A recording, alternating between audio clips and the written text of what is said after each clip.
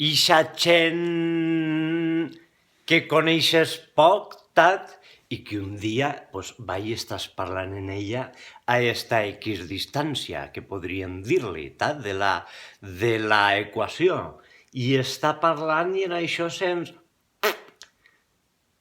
I dius, xai, paix que s'haig que tirar d'un pet, i ell seguís parlant com si res. I dius, ara berenaré, tat, perquè si ha sentit ixe ruïdo és que de baix ara pujarà l'atmosfera que puga tindre este. I efectivament, al cap dels segons, comences a berenar i tu te poses roig i aquell que en seguís parlant tranquil com si no haguera passat res.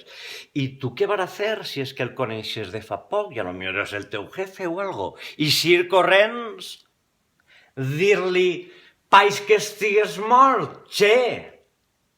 Què vas a fer? Pues estàs berenant, tat? I un dia vaig cridar a ma mare en aquest moment i li vaig dir, un moment, mamà, que no aniré a sopar perquè ja estic berenant sopant, així, tat? Ja me'n vaig sopaet a casa, ja no cal que facis el sopar, bé, està.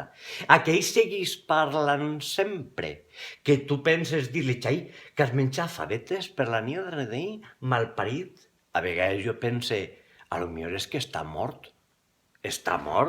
ell no ho sap, seguís caminant per ahí com si no passara res, però és que està mort. Ixa gent que no té la vergonya de tirar-se un pet en la teua cara, tat? I que es queda tan tranquil. Una vegada va passar-ho, un amic meu que va vindre mentre jo estava parlant en aquell, anava a encendre's un cigarret i jo li dic, no te l'encengues, a veure si explotem, sí, del gas nuclear que n'hi ha. Paix que estiga morta ixa gent per dins. No us tireu peig a la cara de la gent i damunt feu el dissimulat com si no passara res. Jo gaste la tècnica del mòbil. La tècnica del mòbil és, quan us tira un pet i ve l'abrafat, tu fas com que te criden per telèfon. Un moment, és que m'estan cridant per telèfon i te'n vas.